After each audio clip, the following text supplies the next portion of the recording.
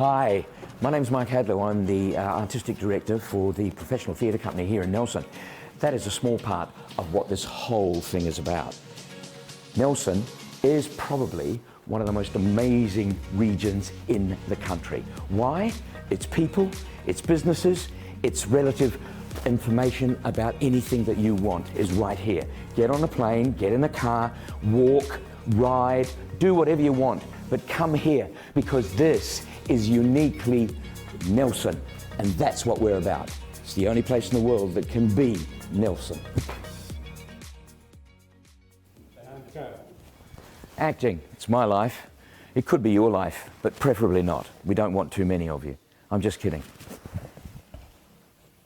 We are uniquely Nelson. What? We are uniquely Nelson. Gotta go. Don't forget, we are uniquely Nelson. Bye.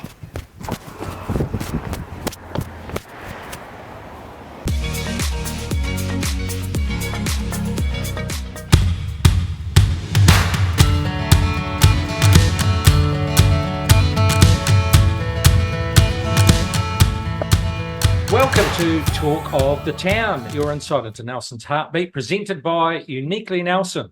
With me is General Manager of Uniquely Nelson, Simon Duffy. Good to have you back, mate. Good to be back. My name is Chris Butler, and we find ourselves in this beautiful venue, 8 Plates Restaurant on Trafalgar Street. Very special to be here. Our very special guest is Shelley Haring, who's the owner of Nelson Events and Conference Manager at OnQ Conferences. Welcome, Shelley. Great to have you here. Thank you very much. Great to be here. Happy Valentine's Day. Oh, to Yes. you too. What a great day to spend Valentine's. We and your right. That's a given. As usual, we forgot the flowers. But no, I hope you got lots of flowers and, devotions of love and from the whole family and all of that. Still to come. It's still to come. Cross fingers. Busy time for you at the moment, Yes. preparing for March Fest, not far away. It is. Yeah. Always really busy at this time of year in the lead up to March Fest. March Fest this year is in April.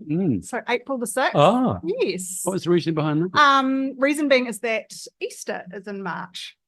Easter yes, falls in right. March, and so we had to push it forward. We like to go at the end of March so that the breweries can do their fresh hop brews.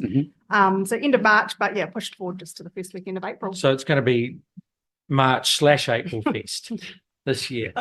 Still March Fest in April. I'm sure you'll be able to pull that off. You should have called it March Pro. March Pro Festival. It's always a great event, brings heaps into the region. It's Yeah. really grown, isn't it? This will be the 16th year that we had run March Fest, bar 1 year obviously with COVID, but yeah, looking forward to it. Good stuff. Shelley, can you share a bit about your background? Where you're from and what led you into the world of event marketing? Well, I am a coaster born, West Coast, little town called Greymouth. Yeah. Oh, there you go. But moved up here when I was about 13. So yeah, call myself a Nelsonian. By yourself or the whole family came? Just about myself. Yeah. Says we've got a lot of coasters. There are. Meet them all over the place. Yeah. Yeah, they're usually the doers too. They're usually Well, there you running go. things. But they can only go up. Edit, beep, beep. It's true though. It's true. Yeah. And what was the question? Well, What led basically, me where you're to- from yeah. and how did you get into the world of event management?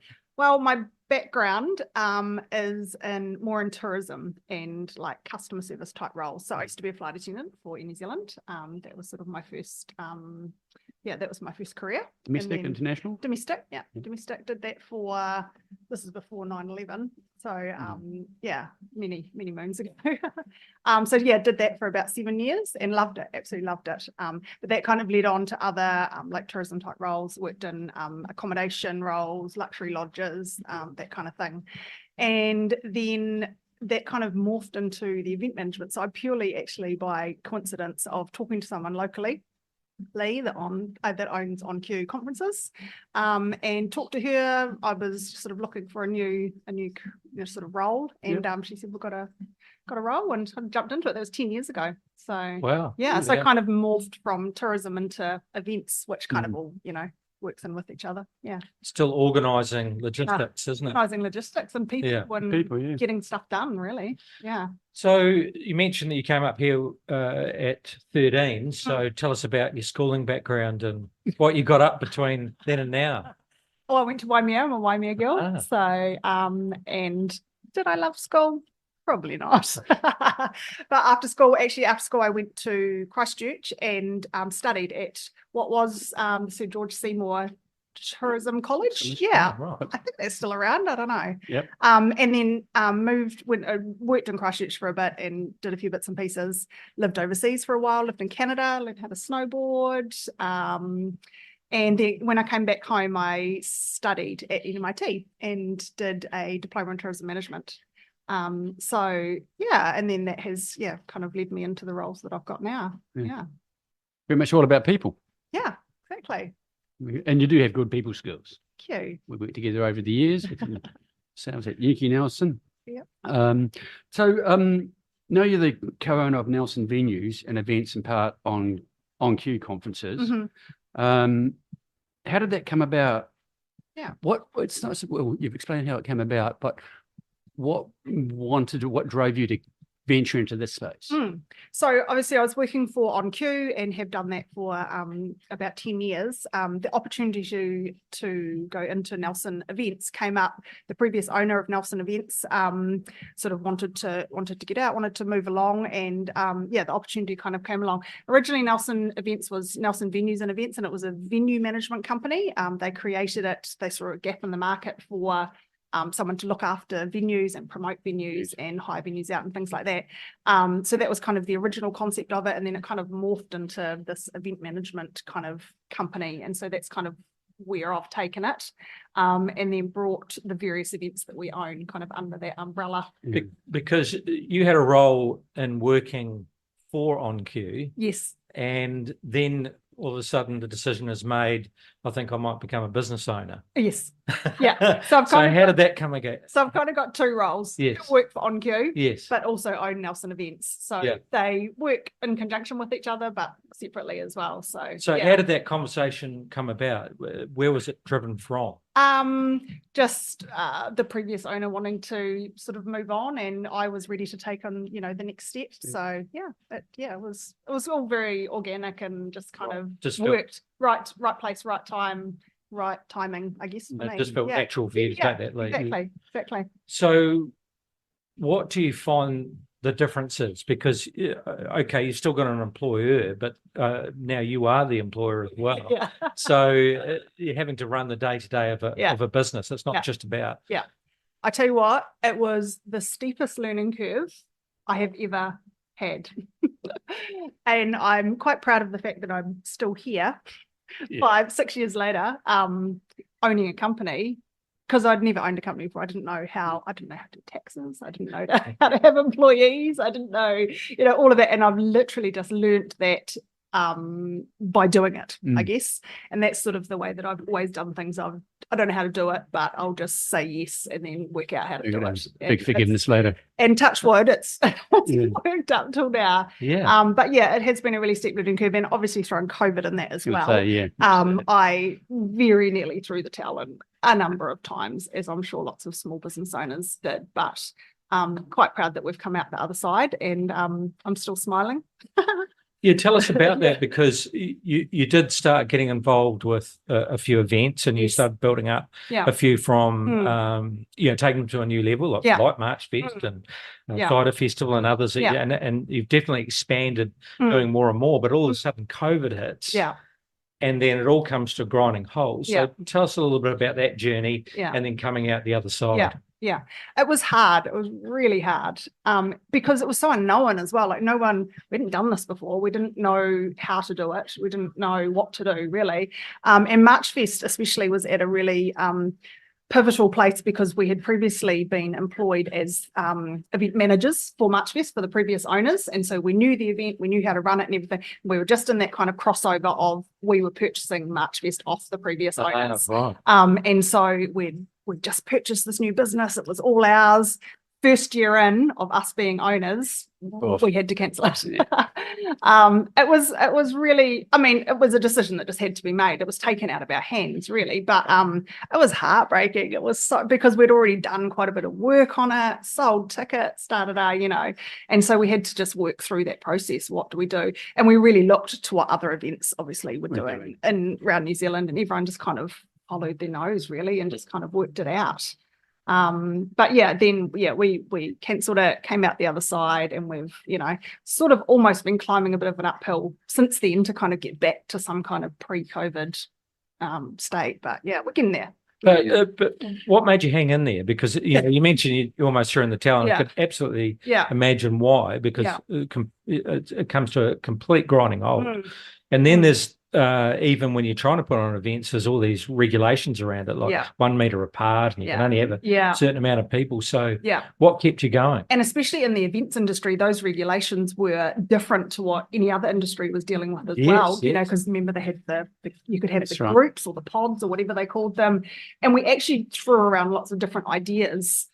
Could we have Marchfest but everyone stays in one little bar and have lots of different little bars? And we were just trying to think of all different options, and it just wasn't realistic really to do anything. But what kept us going, we knew it was an awesome event and we couldn't not do it. And we're like, this year it's not happening, but next year we're back better than ever. And consequently that is what happened. Not only with that event, but with all events. Being in the heart of Nelson City, we're just behind 8 Plates here on Church Street, the office there. What is it you love about Nelson City, or certain aspects you may think need improvement in Nelson City? So what's your passion? So our offices are like you say, right here in Nelson City. It's great. I mean, you can get out at lunchtime and walk around the entire city. So it's small. It's easy to get around. You can I love it. It's great. Yeah. Have you probably you've been here in Nelson since you're 13 and in business for the last 8 years? Yeah. What changes have you seen in Nelson City, and maybe what changes would you like to see? What I would like to see is some more free parking for people. Parking. Back in town. Yeah, love parking. No, I don't know. That's just my little bugbear. It's finding a free park, I guess. Yeah, but that's I mean, I think has it grown? No, it has grown. It's grown and evolved in some areas, but maybe not in other areas. I think it would be cool to see more green park spaces to sit and eat your lunch. And in fact, one of my work colleagues just in the office just now, I was asking her this question, doing a bit of survey, and she said, well, I come and eat my lunch on the picnic tables down here. She said, why have they painted that colour? I said, I don't know. That's just little things like that. Maybe you can paint your own or something. Bring your own picnic table and paint your own picnic table. I don't know. That's interesting. If you have to actually go outside, if you think of Nelson as a square mile, you've got to go outside the square mile to sit on a blade of grass, either Cathedral, Anzac, or further afield down the Queens. There is the church gardens behind us. That's what I mean. The cathedral gardens. That's what I mean. You've got to get outside, the square. And events for Nelson City. And we're currently working on an event motion with you, working with Sounds Air, Nelson Airport, dropping it into Wellington for Marchfest, want a trip to Nelson, and including that event when this initiative was first set up was just to give away a trip. Then we started thinking, well, what can we combine it with events? Because events are an integral part of the CBD to bring people in, whether it be music, art, festivals. How do you see Nelson positioning itself short to medium to long term in events to be able to get to where we need to be? Because I believe there's a lot of work yet to be done of positioning Nelson as a place to come for your event, no matter what it is. I think it would help if there wasn't so many hoops to jump through. Coming from there's just a lot of regulations, whether that be liquor license regulations or noise restrictions or resource consents. resource consents.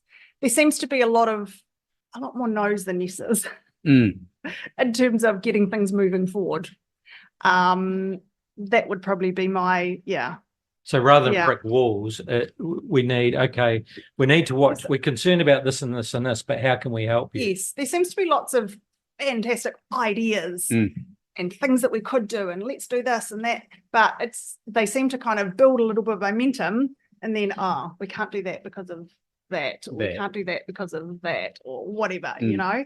And it would be cool to kind of see some of these things come to fruition, I guess, and not have so much regulation around an event. And I guess it becomes too hard, and so everyone's just like, it's too hard, walk away. So in your daily job, the cost and the work involved, instead of organising the event, it's bogged down in the regulation. 100%. Yeah.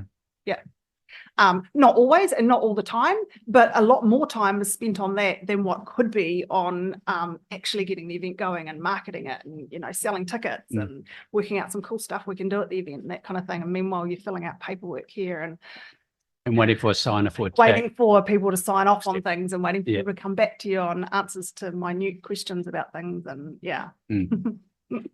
but and that also makes it more expensive for the end punter too, because if you're talking about ticket pricing and those kind of things, so it all adds up to the cost, not unlike the building industry, although so they're the challenges, or some of the challenges. So what's the most enjoyable part of doing what you do? Seeing the end product being delivered. I mean, it's a lot of work, don't get me wrong. And I often have people that say to me, I don't know how you do what you do. But I think that all event managers will agree that's what you run on. You run on the adrenaline of knowing what you're about to deliver, and seeing the end result of the event delivered is satisfaction enough for all of the late nights and endless hours that you worked. And just seeing everyone enjoying themselves, and, you know, the bands that you booked and everything, just everything all coming together is payoff enough. Outside of work, what do you get up to? Well, we live on the Tahuna Hills overlooking the beach, so we spend a lot of time at the beach. I am married and have 2 children, so we spend a lot of time as family, going away camping. We have a 1970s Oxford caravan, so we get away, and that's great. I have a golden retriever. I take him for walks. I do CrossFit. All of that keeps me busy. CrossFit, is that a nipping? How does that work? Yes, it is. What you should do is you should take Simon down to Tahuna Park or something and show him what CrossFit is. I'd like to see on the beach. We would field that. We could do it on the beach. We'd do it wherever you like, but we'd definitely bring a video camera if we do. So that's you're coming as well. That is a challenge. But you've actually, I mean, obviously work and family takes up a lot more of time, but CrossFit has been a reasonable part of your life in the past. So tell us a little bit about what you've been involved in CrossFit. Quite a few competitions, is that right? You've been looking at my Instagram, haven't you? It's all research. Oh no, I love it. I love it. People who do CrossFit love CrossFit. People who don't do CrossFit and just are like, "What are you talking about?" Okay. So he still doesn't know. He's got to show. He's got to show. What's CrossFit? We're going to show you, mate. We'll show you. We'll show you. Shelley's Instagram. You'll see. Not joining your club, buddy. I've been doing it for 8-9 years, and I love it. I go 5:30 every morning. That's where I'll be, down on Forest Road, CrossFit 7010. And you're right, I do competitions. In fact, I've just been at a competition in Auckland. Oh, so you're still doing it quite heavily? Yeah. Oh, wow. Just been in Auckland just this week, and just gone for like a teams competition at a big CrossFit gym up there. It's a big community in New Zealand. Yeah. Okay. What is CrossFit? What are you doing CrossFit? Does someone tell me? Just leave it to us. And we'll get Chandra with the video, and Shelley will take them down the park and we'll show you. Is it exercise? Yes. Why didn't you say that?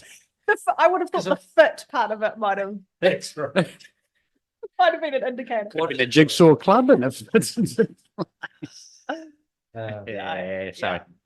So, Shelley, tell us about March Fest. Tell us about the details of that and where Yes. can we get tickets? Yes, so March Fest is on 6th of April, Saturday, 6th of April. It's at Founders Park. Tickets at the moment are $40, which is the early bird tickets. So grab them now. They go up at the end of February. That includes bands all day. We've got about 9 different bands across the day, some from Christchurch, Wellington, and then some local ones. Main thing with March Fest is that we invite breweries, 15 breweries, to brew a brand new beer. And so they brew their beer. They're sort of working on that at the moment. It gets released on March Fest Day, so no one has tasted them before. Oh, wow. Cool. So that's kind of our point of difference compared to other beer festivals, and it's a fantastic day out. 16th festival that we've run here in Nelson, and it's a much loved event. Cool. Yeah. And I've got to say, I was there last year. Yeah. And the one thing about any festival, as you walk in, look around, it's got the bands are playing, it says, where do you get a drink? Yeah. And you walk in and there's 10,000 people trying to get a drink. Last year, you walked in and the way you'd set it up, Yeah. and you like was 30 seconds or 45 seconds before Yeah. you joined the queue to when you served it out. Yeah. And it was Yeah. brilliant. It was a good setup. Yeah. Yeah, Well, we it's worked really hard on the And way. after your first drink, it's a CrossFit course. I Before knew. you get your second one. You can't, yeah, having a go. He's having a go. Hey, Shelley, thank you very much for Thank coming to you. join us. It's fantastic. Okay, yeah. And we wish you all the best for a growing industry, Mhm. getting back on its feet and Yeah. seeing more events come to town. And you guys do a great job and bring the vibe into the city, which everyone's looking for. So really appreciate that. Thank you. Thank you very much. Thanks for being part of Nelson City. Big thanks to Shelley Haring from Nelson Venues and Events for bringing her event expertise into our conversation. Big thanks to the crew at 8 Plates Restaurant, top end Trafalgar Street. Come and see them. Beautiful scenes and beautiful food. And also remember to catch this episode and others on uniquelynelson.co.nz and talknelson.co.nz. Thanks for joining us. Be sure to tune in for another episode of Talk of the Town. Signing off, Simon Duffy and Chris Butler. Until we meet again, stay unique. Fit, stay fit. Stay fit. What's it called?